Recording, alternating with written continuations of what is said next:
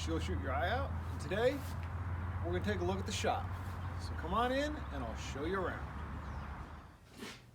Well, here's a quick overview. Kind of give you a feel for the layout of the shop. And next we'll go take a look at kind of different important features and what everything does. All right, let's start here at the assembly table.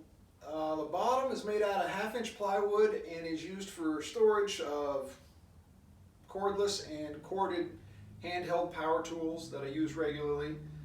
The top is a recycled kitchen table that my wife and I got as our very first kitchen table almost 20 years ago.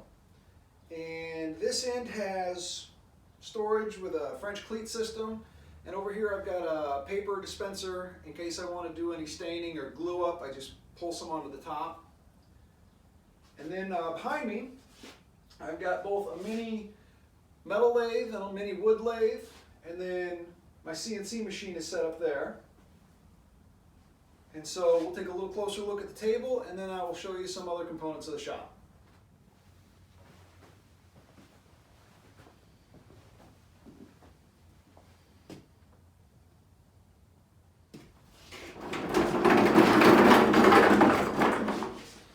Alright, here is the Dremel Station. I just wanted a place where I could, dedicated hang my Dremel and use this flex shaft. It's got an adjustable mount for my mini shop vac here. With this, I'm going to add an attachment that's going to hold a clamp of ice and also probably my Dremel router table will fit there. And then on the back side, you've got my benchtop bandsaw, and they both share a little LED light that can be switched between the two. And of course there's storage down below for any of the accessories that go with either of these tools. Okay, this is my radial drill press.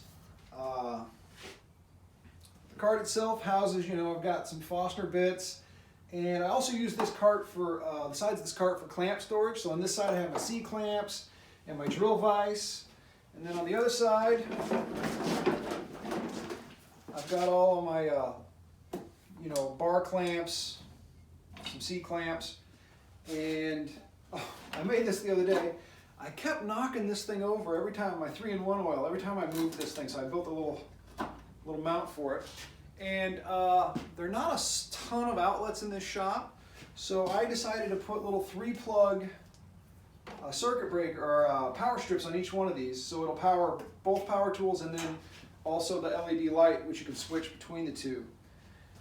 And then I run a small extension cord or a drop cord to whichever one of these I'm wanting to use. And then underneath, of course, I've got all sorts of storage for bits and whatever else I might need for this set. Very happy with these two carts. They work really well and they save a lot of space. Alright, on this bench I have my disc and belt sander, my Rockwell blade runner, which I don't know if you might not know what this is. It's basically an upside down jigsaw. The reason I have this is that it's not super accurate. You wouldn't want to do any fine cutting or anything like that with it. But the blades, it uses just regular jigsaw blades, and they're cheap and available everywhere. So my tabletop, my benchtop bandsaw, to buy a bimetal blade for that is sort of a pain. It's not the right size, they're hard to find. So this one I can buy bimetal or jigsaw blades, and I can rough out G10 or cut through aluminum or whatever I need to. So I use this one to rough out stuff, is all I use this one for. And then I've got my spindle sander, and then a 6-inch buffer here. And then below I've got some extra tool storage, and then my convection oven for doing HDPE. And then of course miscellaneous fastener storage along the top. All right, in this corner of the shop we've got the woodworking bench, which has storage for the thickness planer and miter saw. And the top itself has a series of bench dog holes, and it's equipped with a quick release vise. I'll probably add a tail vise at some point. Then behind me here you've got a storage rack that has everything from scrap HDPE pieces and fiberglass supplies to spray paint and whatever miscellaneous stuff you might need. And then over here you've got a tool rack that keeps some of my hand tools out of the way. And then I just made this the other day that I like it very much. A little chisel rack, so you can take the chisels to wherever you need to go and they don't get nicked up. So next we're going to take a look at the router and table saw. All right, here's the router table. It's a Bosch router table and router. And it's also on a mobile base, so I can roll it around and get it out of the way. So I can get my other tools or take it over to a power source or whatever. And I built a drawer for all the router bits and the wrenches and collars and whatnot. This router and table actually doesn't belong to me. It belongs to Alex Ryan of Flat Cat Slingshots. But I'm just holding on to it for him until he gets a spot for it. All right, here's the table saw. It's a Ryobi 10-inch table saw, 15 amp.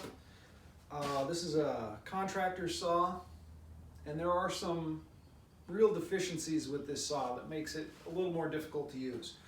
For example, the miter slots they require a T-track, right? Because they're crimped on the top instead of being milled out or whatever.